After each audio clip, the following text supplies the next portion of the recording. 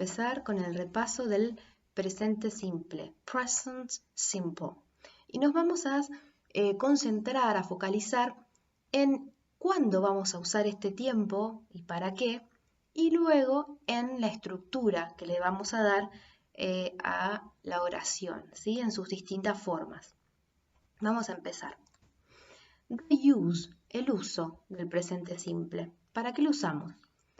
Habits and routines, action verbs. Para hábitos y rutinas con verbos que son acciones, ¿sí? Or permanent states, non-action verbs. O estados permanentes con verbos que no son acciones. Vamos a ver algunos ejemplos para ver de qué estamos hablando. I visit patients 3 times a week. Veo pacientes 3 veces a la semana. He examines patients every day. Él examina a los pacientes todos los días. En estos ejemplos vemos los verbos que están resaltados en negrita, ¿sí? Esos verbos son acciones, ¿sí? Que realizo, visito, o que él realiza, él examina, ¿sí? Son verbos, son acciones, actividades que uno puede desarrollar. Y como vemos en los ejemplos, en el primer caso lo hago 3 veces a la semana y en el segundo todos los días. Eso nos indica que esas acciones son hábitos o son rutinas. ¿Por qué? Porque existe una repetición, una frecuencia, ¿sí? Con los que hago esa acción. En los ejemplos siguientes, I suffer from depression, tengo depresión o padezco depresión, y Dr. Evans loves her specialty, la doctora Evans ama su especialidad. Vemos que los verbos que están resaltados en negrita ya no son acciones. Suffer and loves son verbos de estado, ¿sí? No son actividades. El tener depresión no es una actividad que puedo, por ejemplo, entrenar. Lo mismo que amar su especialidad o que le encanta su especialidad, ¿sí? Bueno, entonces para resumir vamos a usar este tiempo presente cuando nos referimos a nuestras rutinas, a nuestros hábitos o cuando hablamos de un estado que no cambia, que no es temporal, no es temporario, sino que perdura en el tiempo, ¿sí? Con respecto a la estructura, the form, ¿sí? Tenemos los 3 tipos de estructura: affirmative, afirmativa, negative, negativa, interrogative, interrogativa. Y vamos a ver distintos ejemplos para cada una. Bueno, en el primer caso tenemos 2 oraciones, en las oraciones afirmativas. A cardiologist treats heart conditions. Cardiologists treat heart conditions. ¿Qué vemos de diferente entre el primer ejemplo y el segundo? Bueno, focalicémonos primero en el sujeto de la oración. En el primer caso tenemos un sujeto que es singular, a cardiologist. Ese artículo que tenemos al inicio de la oración es un o una, ¿sí? Indica que ese sustantivo es singular, mientras que en el segundo ejemplo, cardiologists, está en plural, ¿sí? Por lo tanto, la manera que vamos a tener para conjugar los verbos va a ser diferente. En el primer caso, el sujeto, el cardiologist, es una tercera persona del singular, que puede reemplazarse por un pronombre personal, uno de los que ya hemos visto. En este caso, piensen, ¿por qué pronombre podríamos reemplazar todo ese sujeto? ¿Por he, por she o por it? Bueno, por he o por she, ¿sí? Porque depende de si es una cardióloga o un cardiólogo, ¿sí? Entonces vamos a poder decir, un cardiólogo o una cardióloga trata enfermedades coronarias. Entonces vamos a observar que el verbo treats, resalté esa S con rojo para que recordemos que si el sujeto es una tercera persona del singular, el verbo, ¿sí?, va a tener que tener una S para poder conjugarse en tiempo presente. Ahora, ¿qué pasa cuando el sujeto es plural, como cardiologists? Los cardiólogos, las cardiólogas también, tratan problemas coronarios. En este caso, ¿por qué podríamos reemplazar? ¿Por qué pronombre personal podríamos reemplazar cardiologists? Bueno, en este caso podemos decir they, ¿sí? Ellos o ellas. They treat heart conditions. Ellos o ellas tratan problemas o enfermedades coronarias. Vemos que el verbo no tiene ese. ¿Por qué? Cuando está conjugado con I, we, you and they, el verbo no va a llevar ese. Esto también, esta regla, esta diferenciación entre la tercera persona del singular y el resto de las personas, podemos también plasmarla en la forma negativa y en la forma interrogativa. Veamos los ejemplos. A cardiologist doesn't specialize in mental health. Un cardiólogo o una cardióloga no se especializa en la salud mental.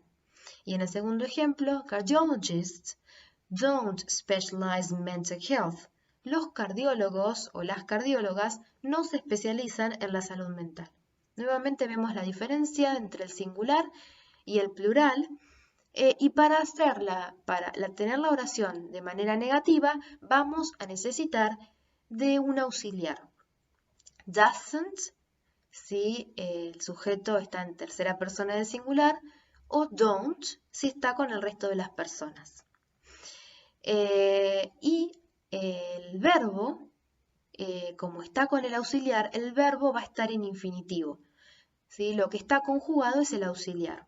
Por eso doesn't tiene S, ¿sí? La S que estaba en el caso de la oración afirmativa estaba en el verbo, en la oración negativa va a estar en el auxiliar. Y no va a estar en el verbo, sino que ese verbo va a estar en su forma infinitiva, ¿sí?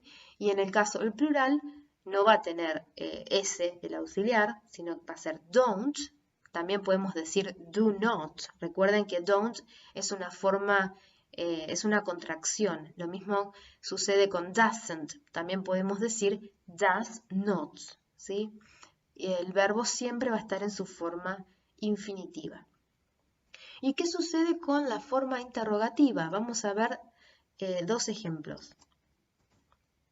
Does a cardiologist give talks?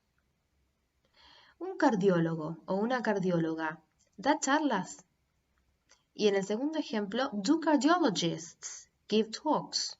Los cardiólogos o las cardiólogas dan charlas, ¿sí? Lo que vemos también que es que en la oración interrogativa también vamos a necesitar de los auxiliares y también vamos a tener que hacer una diferenciación entre la tercera persona del singular y el resto de las personas. ¿Sí? Por eso vamos a usar does con la tercera persona del singular, a cardiologist, does she, does he give talks, ¿sí? Siempre vamos a poder reemplazar ese sujeto por un pronombre. O do cardiologists, do they give talks, ¿sí? Estas dos oraciones las llamamos yes or no questions. ¿Por qué? Porque la respuesta busca la pregunta, busca una respuesta por sí o por no, ¿sí? Entonces, los cardiólogos dan charlas. Yes, they do, or no, they don't, ¿sí? Acá como ayuda a memoria les pongo esta palabra así, que quiere decir es para cuando ustedes tengan que recordar cómo formular la pregunta. La A significa auxiliar, auxiliary. Bien, does. Van a empezar con does o con do, con el auxiliar. La S quiere decir sujeto, a cardiologist o cardiologists en el segundo ejemplo. Y la I quiere decir infinitive, que el verbo tiene que estar en infinitivo. Entonces, el orden de las preguntas con yes o no questions va a ser la de así, auxiliar, sujeto, infinitivo. Ahora, además de las preguntas por sí o por no, también tenemos preguntas a las que llamamos WH questions. Preguntas que empiezan con las palabras o las frases WH. Acá les voy a poner el nombre, WH questions, que son más específicas. Si yo agregara, por ejemplo, where does a cardiologist give talks? ¿Dónde da charlas un cardiólogo o una cardióloga? O where do cardiologists give talks? ¿Dónde dan charlas los cardiólogos? Al agregar esa palabra, pregunta, where, ¿dónde? Vamos a tener otro tipo de oración que se le llama WH questions. Además de where, hay otras palabras como why, ¿por qué? O when, ¿cuándo? ¿Sí? Para este tipo de preguntas también les dejo esta palabra quasi, que también es una ayuda a memoria. Esa QU va a significar question word, la palabra para preguntar, que va a empezar con esa WH. La A va a seguir siendo de auxiliar, auxiliary, la S el sujeto, subject, y la I de infinitive. Entonces, si seguimos ese orden, vamos a saber que la oración interrogativa va a estar bien formulada. ¿Ok? Bien.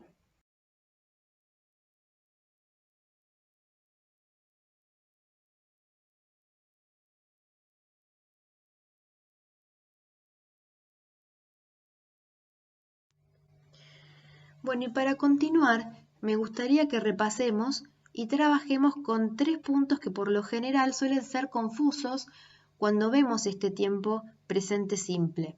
Vamos a empezar con el primer punto. Hasta ahora hemos visto que tanto el verbo to be como el resto de los verbos pueden conjugarse en presente simple. Pero lo que tenemos que recordar es que su estructura es diferente. Veamos algunos ejemplos con el verbo to be, que es, dicho sea de paso, un verbo de estado. He is a doctor. He isn't a cardiologist. Is he a neurologist? Él es médico, no es cardiólogo, es neurólogo. Vean que el verbo to be está conjugado como is porque el sujeto es he, es la tercera persona del singular. Para su negación podemos usar una contraction o podemos también decir he is not a cardiologist. Y para formular la pregunta necesitamos invertir el orden entre el sujeto y el verbo to be. Is he.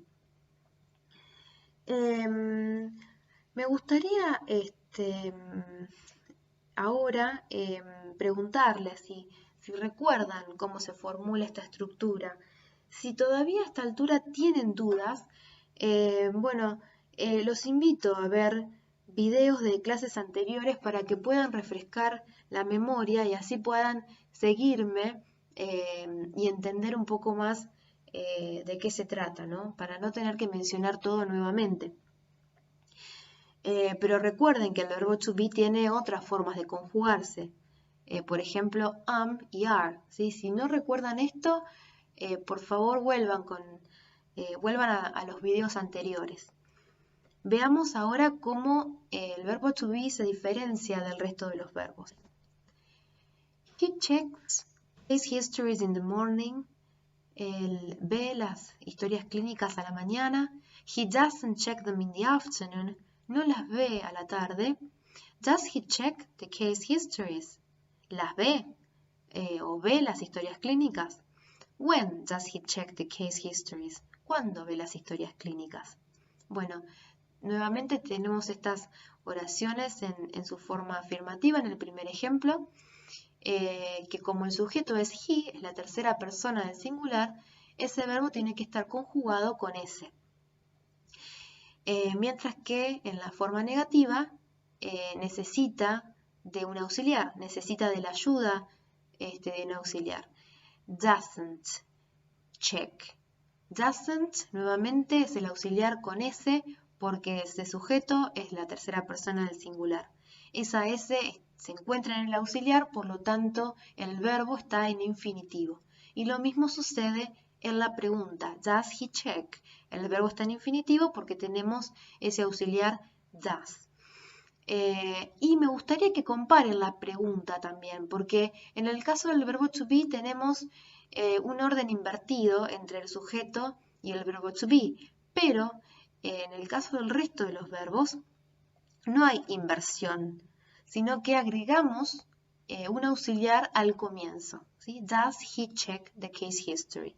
Y también, repito nuevamente, ponemos ese verbo en infinitivo. ¿Por qué ese verbo to be no necesita un auxiliar? Bueno, porque ya de por sí se conjuga en tiempo presente. Cuando vemos is, isn't o is he, sabemos que es tiempo presente porque indica persona, indica si la persona es singular o es plural. Sabemos que si vemos is va a ser la tercera persona del singular.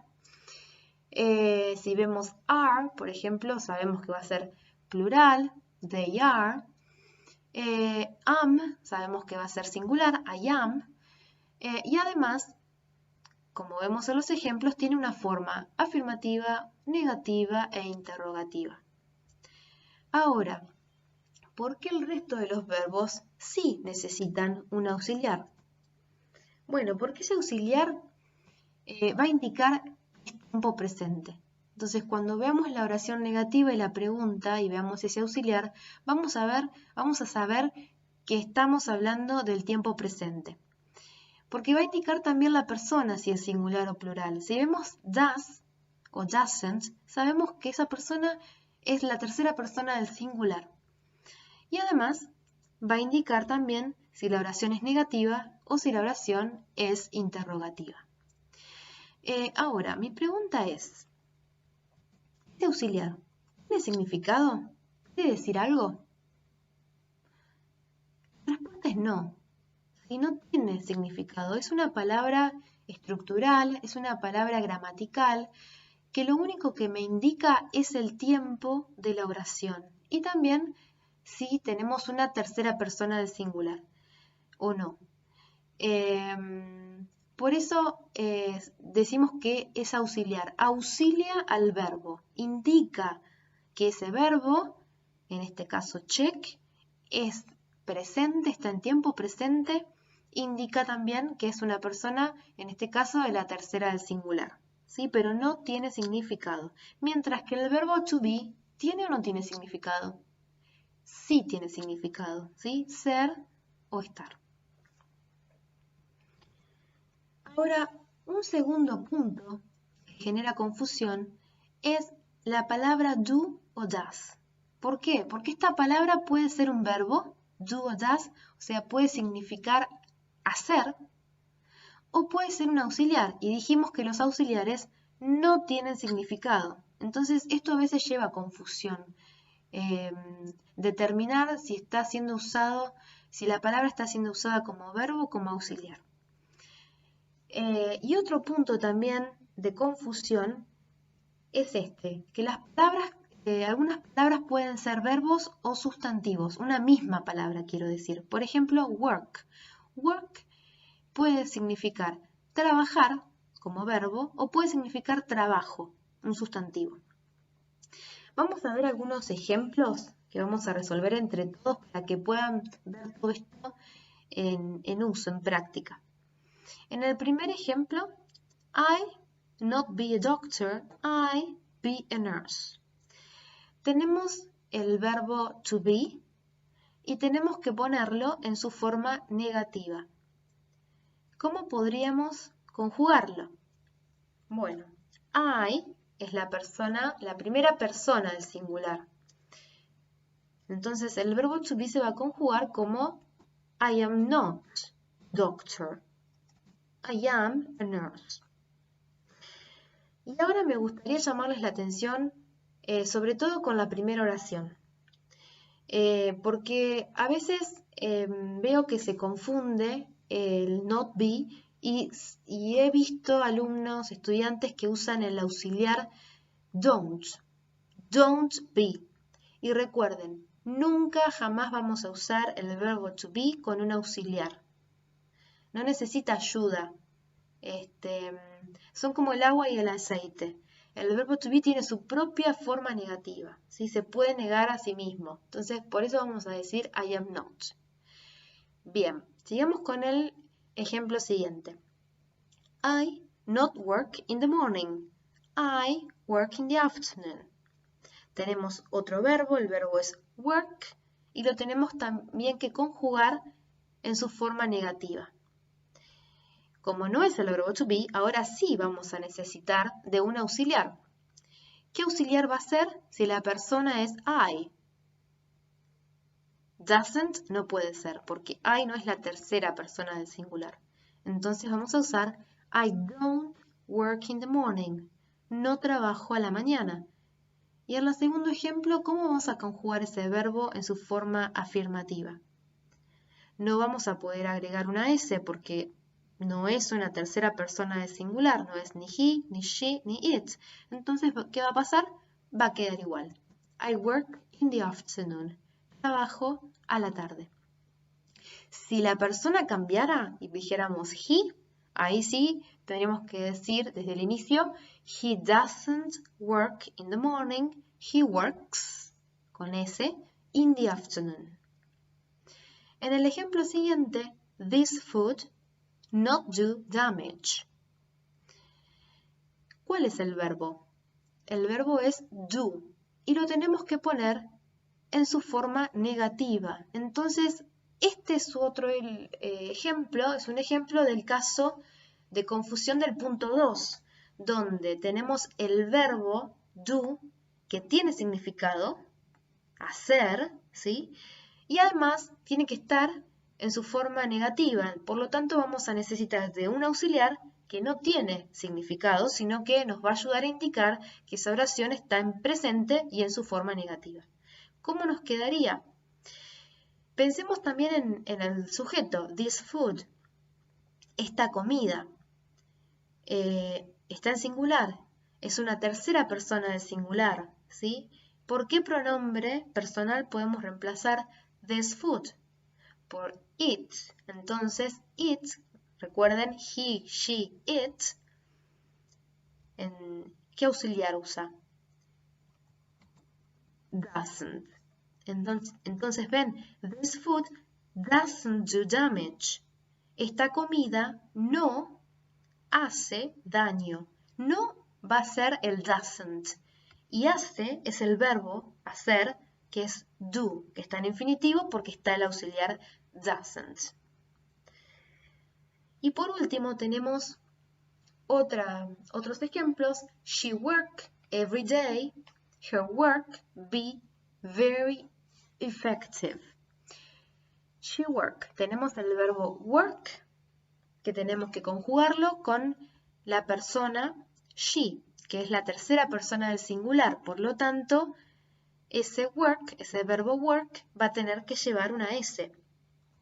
She works every day. Ella trabaja todos los días. Her work, su trabajo, y tenemos el verbo be.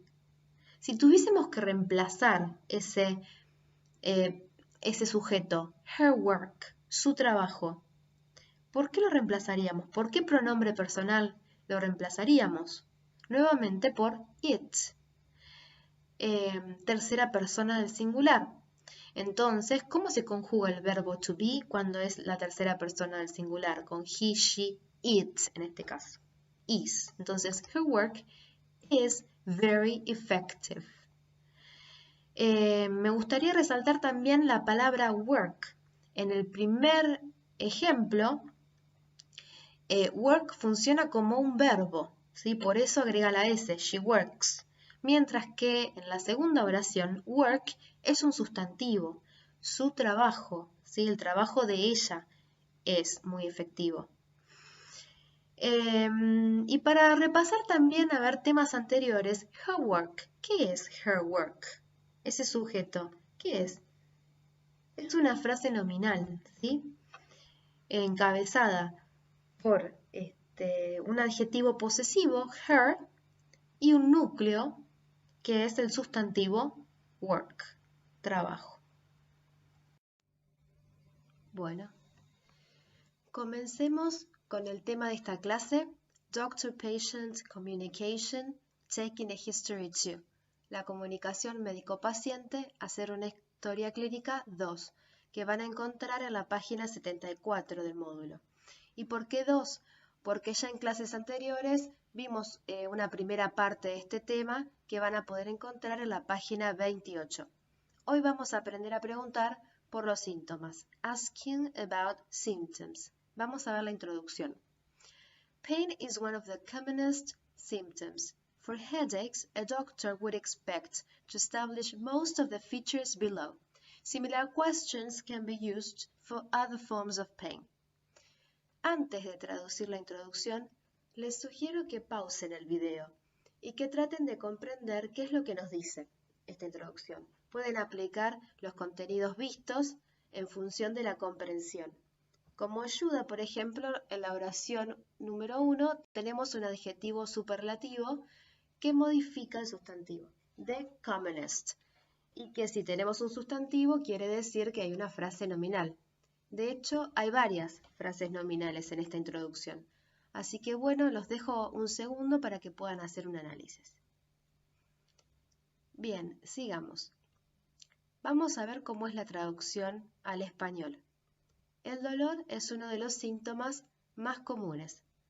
Para los dolores de cabeza, un médico o una médica trataría de establecer la mayor cantidad de características del dolor de las que encontramos a continuación.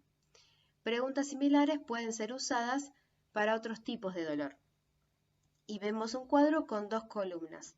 En la primera se encuentran las características del dolor y en la segunda columna vemos las preguntas típicas que podemos hacer para obtener esa información. Antes de detenerme en cada aspecto del dolor, me gustaría resaltar la importancia de conocer al paciente, de saber de dónde proviene, su contexto sociocultural, y a esto me refiero a ponernos en su lugar y a ver cómo le vamos a hablar para lograr no solo un trato cordial, sino también lograr que nos comprenda. En muchas ocasiones vamos a tener que bajar el registro sin tanta terminología médica. Esto sucede en todos los idiomas, obviamente. Seguramente lo hayan trabajado, lo estén trabajando ahora en otras materias. Bueno, vamos a ver la primera característica. Main site es el sitio principal del dolor. Y la pregunta, where does it hurt? ¿Dónde le duele o dónde te duele? Ven, depende del contexto. Show me where it hurts. Muéstreme o mostrame dónde duele. Radiation, la irradiación. Does it go anywhere else? Does the pain radiate? ¿Se va hacia otro lugar? ¿Se irradia? Nuevamente acá depende de la situación, del paciente que tengamos, vamos a decidir. La palabra radiate no es muy común para usar con un paciente. Character, el carácter del dolor. Can you describe the pain? ¿Puede contarme cómo es el dolor? Precipitating factors, los factores precipitantes. Does anything bring it on? ¿Hay algo que lo cause o lo desencadene? The time of onset, el momento de inicio, el comienzo. When do they start? ¿Cuándo comienzan? Frequency, la frecuencia. When do they stop? ¿Cuándo se detienen? Aggravating factors, los factores agravantes. How often do you get them? ¿Con cuánta frecuencia o cada cuánto los tiene? Relieving factors, los factores aliviantes. Does anything make them better? ¿Hay algo que lo alivie? Associated features, características asociadas. Do you feel anything else wrong when it's there? Cuando le duele, ¿siente que algo más anda mal? Duration, la duración. How long does it last? ¿Cuánto dura? And severity es la intensidad. How bad is it? ¿Cuán malo? ¿Qué tan malo es? ¿O es muy intenso? Bien, antes de continuar, me gustaría que nos detengamos también en la gramática que hemos visto. Si prestamos atención al cuadro, vemos que todas las preguntas están en presente, muchas, la mayoría en presente simple. ¿Por qué? Vemos palabras en común, como los auxiliares does. Hay preguntas por sí o por no, yes or no questions. Hay otras preguntas que son WH questions, con las palabras como where, when, dónde, cuándo, que buscan una información más específica. Bueno, y si tenemos en cuenta el uso del tiempo presente simple, ¿cuándo lo usamos? Dijimos para las rutinas, los hábitos, cuando una situación es permanente. Bueno, entonces, ¿qué información me está dando sobre el dolor? ¿Por qué el médico o la médica pregunta en tiempo presente simple? Bueno, podría ser porque tal vez ese dolor es permanente, tal vez ese dolor es frecuente, se repite, es habitual, puede ser crónico. ¿Sí? Eso es una información que podemos ver por el uso del tiempo. Ahora a continuación vamos a ver la historia clínica del paciente. Bien, y en la página 74 tienen la actividad a realizar con las preguntas que vimos en la diapositiva anterior. Vamos a leer primero la consigna. Read the conversation between the doctor and his patient. Then complete the doctor's questions. Lea la conversación médico-paciente y luego complete con las preguntas del médico o la médica. Bueno, lo primero que encontramos es the PMH. ¿Recuerdan lo que es? Ya lo vieron en una clase anterior, en la clase en que trabajamos con historias clínicas. De todos modos, si en algún momento ven que tienen una sigla en inglés que no conocen, les voy a dejar acá un tip de lo que pueden hacer para averiguar qué quiere decir esa sigla. Vamos al buscador de Google y escribimos la sigla seguida por stands for. ¿Sí? PMH stands for. ¿Qué quiere decir? Bueno, que esas iniciales representan, ¿sí? O quieren decir, y hacen clic, ven el resultado y tratan de ver cuál es el que mejor nos queda para el contexto médico, ¿sí? Bueno, acá el primer resultado fue Past Medical History, que de hecho está bien, es la correcta.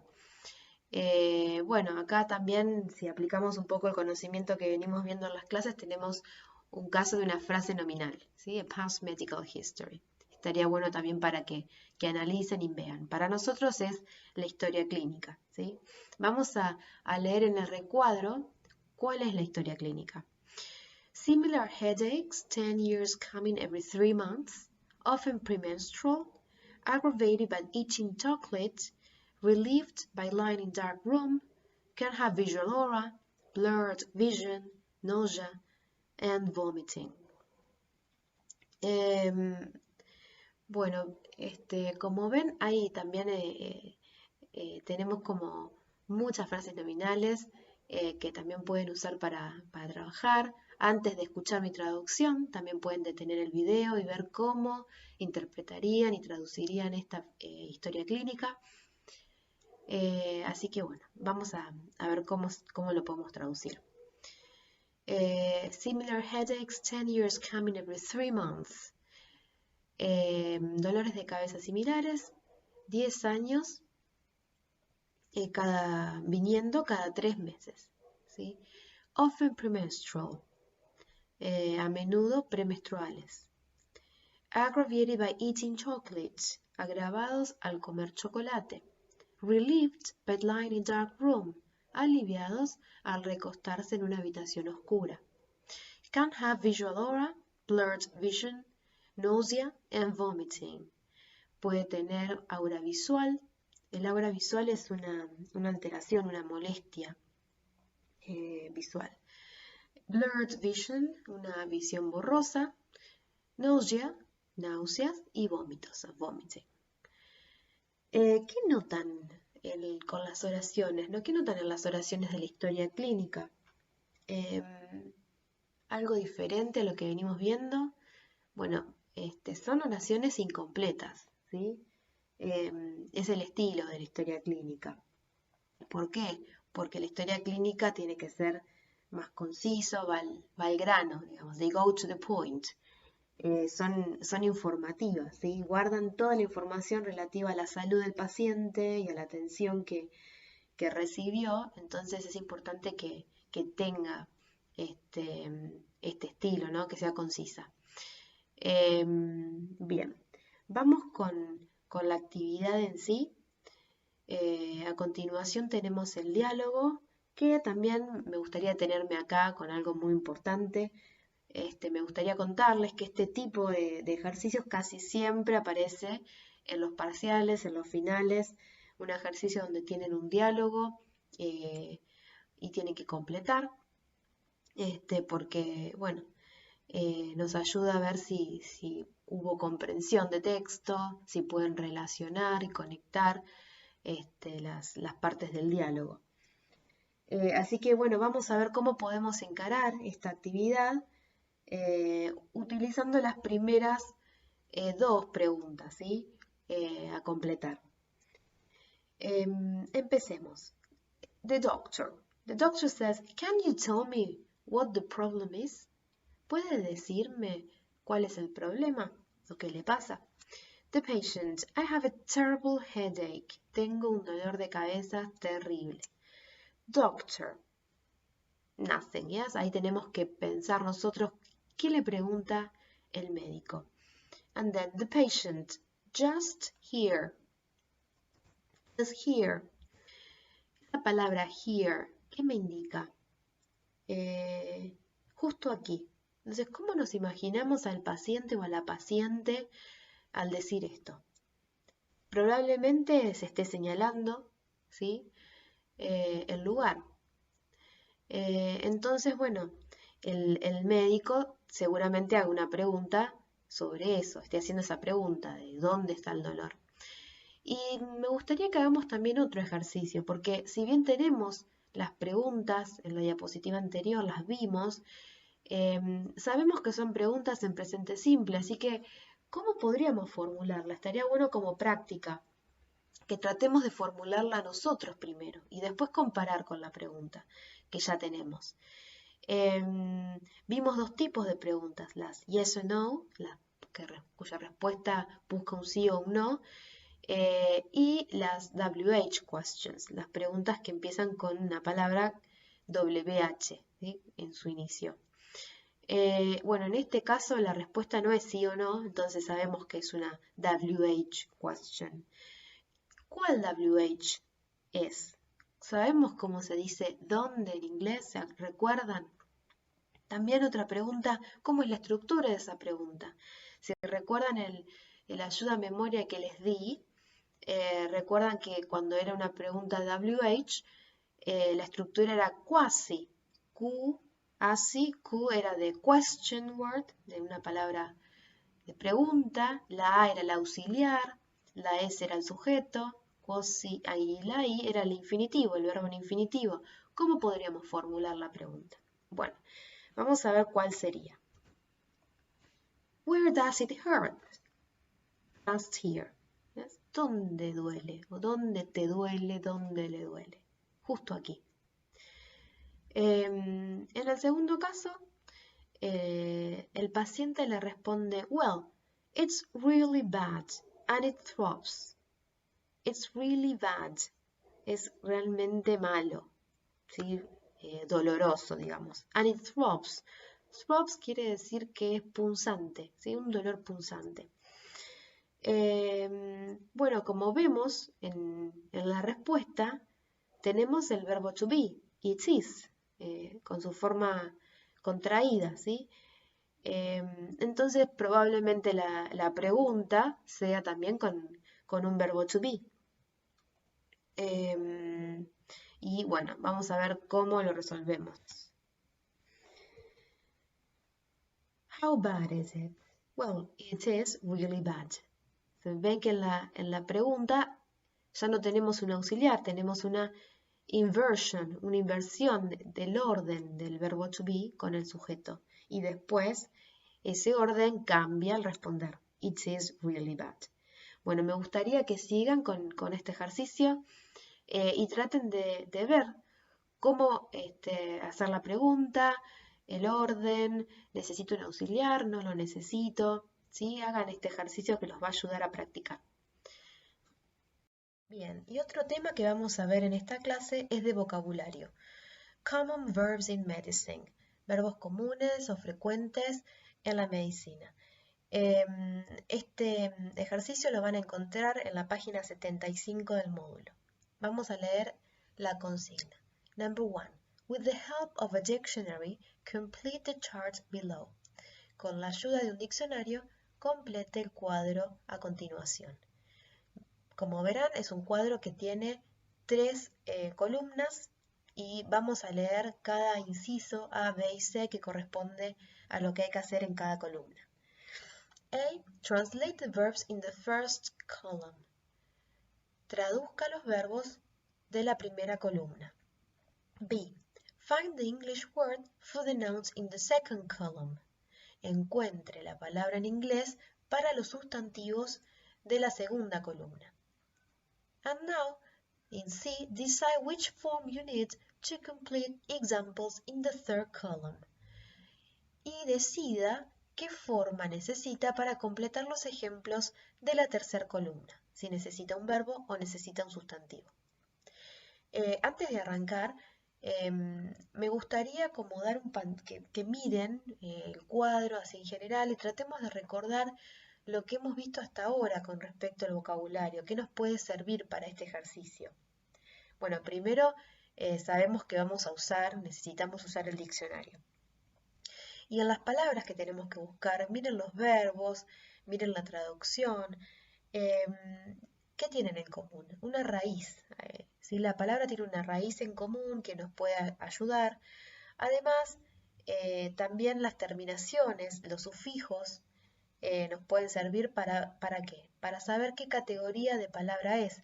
Recuerden que vimos que mediante los sufijos podemos cambiar el tipo de palabra, podemos transformar un verbo en un sustantivo, en adjetivos, ¿sí? ¿Qué más?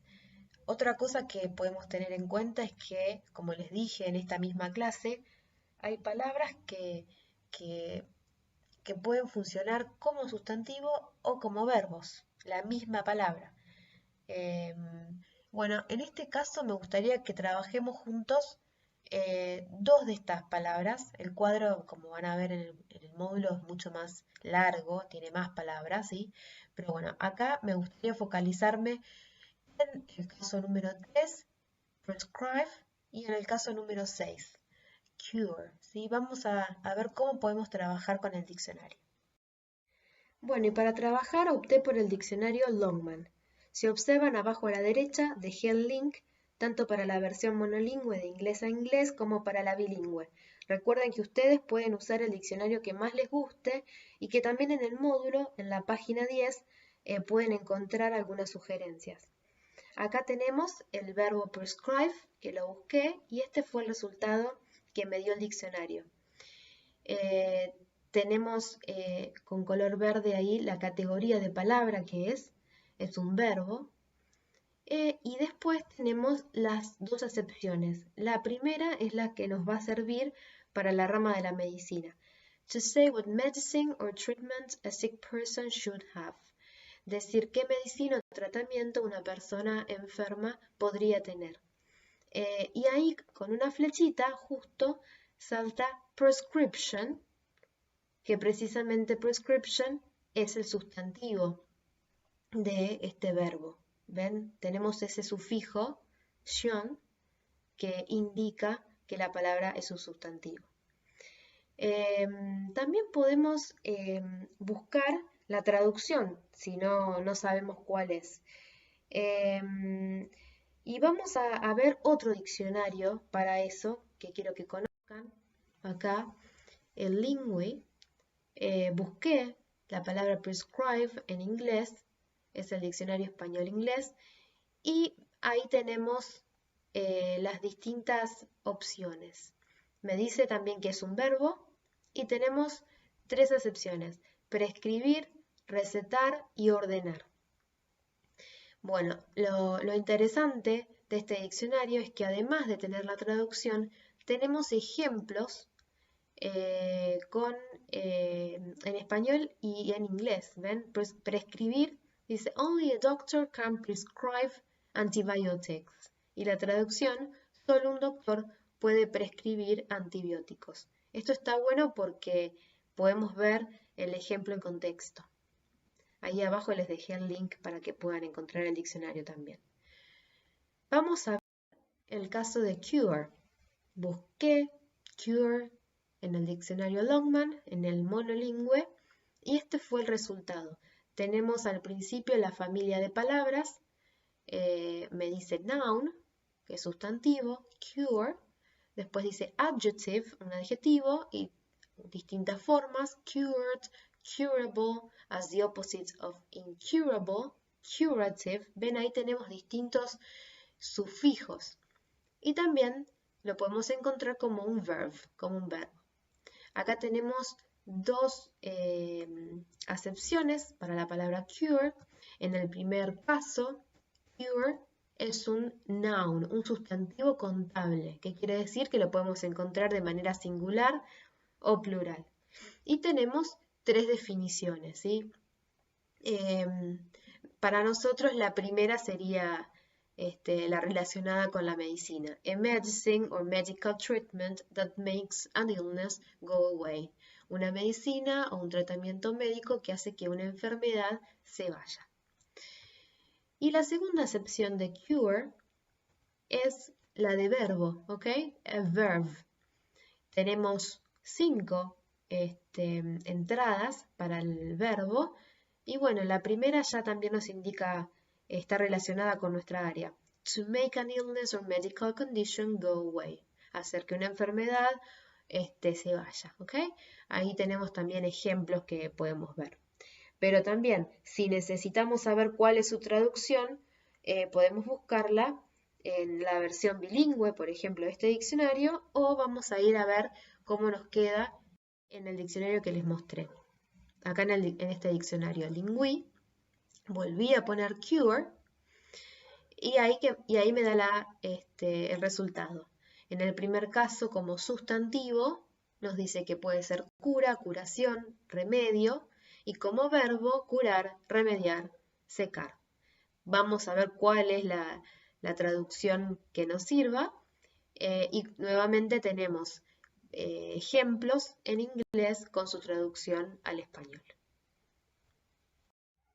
Bueno, y acá volví al cuadro, ya lo completé con las traducciones que encontramos. Por ejemplo, en el 3, prescribe, se traduce como prescribir o recetar, y el sustantivo en inglés es prescription, como vimos en el diccionario. En castellano es prescripción o receta. En el ejemplo número 6, cure, dijimos que el verbo podía ser curar, y el sustantivo cura en español, en inglés también sería cure. Mantenemos la misma palabra. Ahora me gustaría detenerme en la tercera columna para ver qué podemos hacer para completar con la palabra correcta, con la categoría de palabra correcta, con el sustantivo o el verbo. Bueno, vamos a partir de algo que me gustaría recordarles, muy importante. Si es un verbo, tenemos que conjugarlo, tenemos que ver que ese verbo coincida con el sujeto de la oración. Y en el caso de ser un sustantivo, también tenemos que ver que tenga la forma correcta, si es singular, si es plural, ¿sí? Vamos a ver en el tercer caso, prescribe o prescription, tenemos que elegir. En la oración vemos que ya hay un verbo, que es have, que está precedido por un auxiliar, does not, en su forma negativa. Entonces, siempre si tenemos un verbo, necesitamos un sujeto. En este caso el sujeto está incompleto. Tenemos un that, que era un adjetivo demostrativo, si recuerdan de clases anteriores, y siempre va seguido ¿por qué? Por un sustantivo. Acá tenemos una frase nominal al comienzo de la oración, entonces por eso el núcleo de una frase nominal sabemos que es un sustantivo. Por eso vamos a optar por la palabra prescription. That prescription does not have the doctor's signature. Esa prescripción o esa receta no tiene la firma del médico. ¿Qué pasa en el caso número 6? There is treatment for HIV, but not a... Hay un tratamiento para el HIV, pero no... Y ahí nuevamente vemos que hay un artículo, entonces los artículos por lo general sabemos que anteceden a los sustantivos, porque son los que indican si el sustantivo es singular o plural. Por lo tanto, nuevamente vamos a necesitar la forma de la categoría de sustantivo, cure. El sustantivo va a estar en singular precisamente por ese artículo, a cure. Y así me gustaría que sigan con el resto de las palabras. Bueno, y en la página 76 vamos a continuar con Communication Doctor-Patient Relationship. Vamos a trabajar con la comunicación y la relación médico-paciente. Vamos a leer la consigna. Read the conversation below. What's wrong with the situation? Make a list of things to be improved. Lean la conversación a continuación. ¿Qué está mal en esta situación? Hagan una lista con las cosas que se pueden mejorar. Y bueno, a la derecha tenemos una imagen y en negrita tenemos una situación, un contexto. Vamos a leerlo. Conversation between a general practitioner and a 15-year-old girl. She has showed up on her own. Es una conversación entre una médica generalista o de cabecera y un adolescente de 15 años. Ella se ha presentado a la consulta on her own, por su cuenta. Acá tenemos mucha información que nos va a ayudar a poder interpretar, a tener en cuenta cómo vamos a tratar a ese adolescente, qué es lo que está pasando. No voy a leer el diálogo porque me gustaría que ustedes lo trabajen y lo analicen, pero bueno, tengan en cuenta lo que venimos hablando hasta ahora de la empatía, de ponerse en el lugar del paciente, del contexto sociocultural, de dónde proviene, y qué hace esta médica generalista frente a esta situación, para poder después determinar si lo que hizo está bien, está mal, si podría mejorarse. ¿Sí? Bien. And number 2, prepare a list of things to do to improve the situation.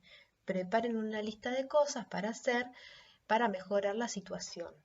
Example, say hello and ask for personal information. Por ejemplo, saludar y pedir información personal. Number 3, improve the conversation and write it out again. Include questions on personal information and daily habits. Then act it out. Y en el 3, tienen que mejorar la conversación y escribirla nuevamente. Tienen que incluir preguntas sobre información personal y sobre los hábitos diarios y luego actuarla.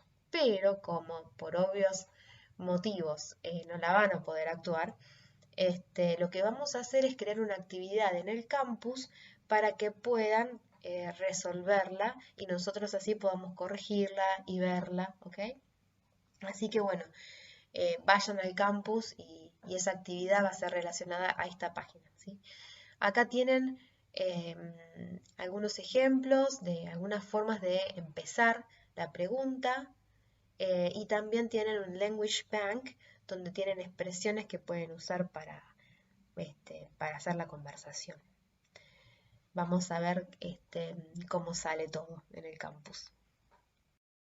Bueno, y por último llegamos a la práctica final, the final practice, que pueden encontrar en la página 77, ¿sí? La consigna dice, read the text below. Lea el texto a continuación. Antes de leer el texto, me gustaría que veamos qué información nos brinda así en general, para observar así, dar un pantallazo de lo que estamos viendo. ¿Qué vemos? Vemos una imagen donde podemos ver una doctora, vemos la frase healthcare jobs, que dicho sea de paso es una frase nominal. Vayamos pensando cómo traduciríamos esta frase. Veamos el texto sin detenernos en lo que dice. Vemos los distintos estilos de letra, qué tipo de texto puede ser, dónde lo podemos encontrar. Vemos los incisos, uno que dice medical assistant y el otro que dice physicians. Bueno, nuevamente, frases nominales. Toda esta información que tenemos sin entrar en detalle nos va a ayudar muchísimo a encarar la lectura del texto.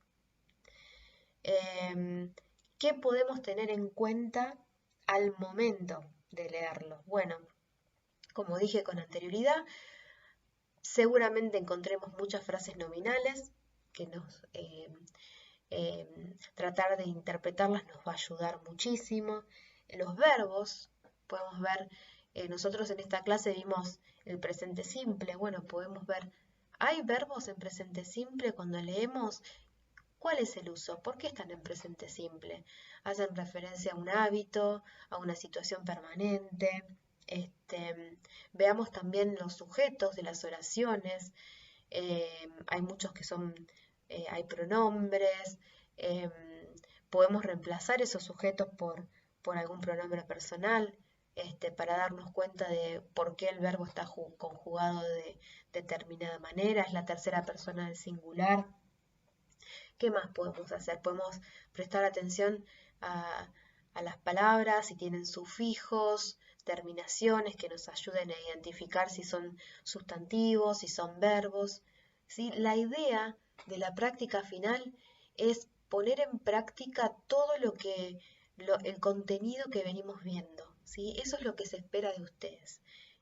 No que sepan responder qué es un sujeto o que sepan responder cómo se formula el presente simple, sino que sepan esos contenidos, pero para aplicarlos, para poder identificar en un texto y eso nos ayude a la comprensión.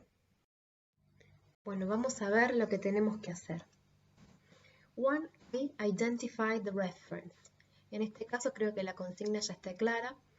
Tenemos 4 oraciones del texto y palabras en esas oraciones, que la mayoría son pronombres personales, pronombres objetivos o adjetivos posesivos, y tenemos que ubicar a qué hacen referencia. Luego, en el ejercicio 1B, the noun phrase, underline the heads of the noun phrases below and then translate them. La frase nominal, tenemos que subrayar el núcleo de la frase nominal, de las frases nominales que se encuentran a continuación y luego traducir la frase nominal. Vamos a trabajar con los dos primeros ejemplos, high demand and the top healthcare jobs. Acá copié el extracto del texto para tenerlo a mano, así podemos analizar los ejemplos en contexto. En el primer caso, high demand. Bueno, es una frase nominal. Tenemos que identificar el núcleo. Sabemos que el núcleo tiene que ser un sustantivo, así que ¿cuál de los dos es un sustantivo? Por lo general, ¿cuál es la ubicación del sustantivo en la frase nominal? Bueno, por lo general está al final y está precedido por un premodificador. High es un adjetivo que premodifica al sustantivo. ¿Cómo podemos traducirlo? ¿Sí? Bueno, entonces, dijimos, demand va a ser el núcleo y una manera de traducirlo, recuerden que en inglés invertimos el orden, por lo general empezamos con el sustantivo y luego el adjetivo, así que nos podría quedar así, demanda alta. En el segundo ejemplo, top healthcare jobs, nuevamente tenemos que identificar el núcleo de la oración. En este caso puede ser un poco más complejo porque tenemos varios sustantivos. Tenemos health, care, jobs. ¿Qué sabemos? ¿Qué pasa cuando tenemos varios sustantivos juntos? Bueno, sabemos que por lo general el último de esos sustantivos va a ser el núcleo y los sustantivos que se encuentran antes van a ser los premodificadores, van a funcionar como una especie de adjetivo. El artículo de, tenemos, los artículos en español también quedan por lo general al principio de la frase nominal. ¿Cómo podríamos traducir esta frase? Bueno, acá les dejo una opción. Dijimos que el núcleo era jobs, y la traducción puede ser los empleos principales en el cuidado de la salud o en la atención médica. Bien, así, haciendo este análisis, pueden seguir con el resto de las frases nominales. En el ejemplo, en el ejercicio 1C, vamos a trabajar con el presente simple, questions, order and ask questions, con las preguntas, que vamos a tener que ordenar las palabras y formular las preguntas. Vamos a ver el primer ejemplo todos juntos. Tenemos what a medical assistant do and does. Ojo acá, recuerden el punto que hablamos de confusión cuando do puede funcionar como verbo o como auxiliar. Veamos cuál necesitamos, ¿sí? Es una pregunta ¿de qué tipo? A yes, no question or a WH question. Vemos que hay una palabra con WH, entonces es una WH question. Podemos usar el ayuda a memoria que les dije al principio de la clase, quasi, que empiece con la question word, luego el auxiliar, luego el sujeto y luego el verbo en infinitivo. El sujeto es a medical assistant y si tenemos que reemplazar a medical assistant, ¿por qué pronombre personal lo harían? Puede ser por he, por she, si es una tercera persona del singular. Por lo tanto, ¿cuál es el auxiliar cuando la tercera persona del singular es el sujeto? Lleva S, does, ok. Entonces nos quedaría, what does a medical assistant do? Y bueno, este tipo de análisis es el que tendríamos que hacer con el resto de las oraciones. Por último, tenemos el punto 1D. Dice, now answer the questions in 1C. Use the information from the text. Ahora responda las preguntas del punto 1C. En el módulo hay un error de tipeo, ¿sí? No es 8C, es 1C. Use the information, use la información del texto. ¿Cómo podemos responder esa pregunta? What does a medical assistant do? Bueno, podemos responderla, por ejemplo, de esta manera. He or she completes administrative tasks in a doctor's office or hospital. Reemplacé, también podemos responder con a medical assistant completes. ¿Por qué el verbo lleva S? Repito, porque el sujeto es la tercera persona del singular, por lo tanto tenemos que recordar agregar S al verbo. Bien.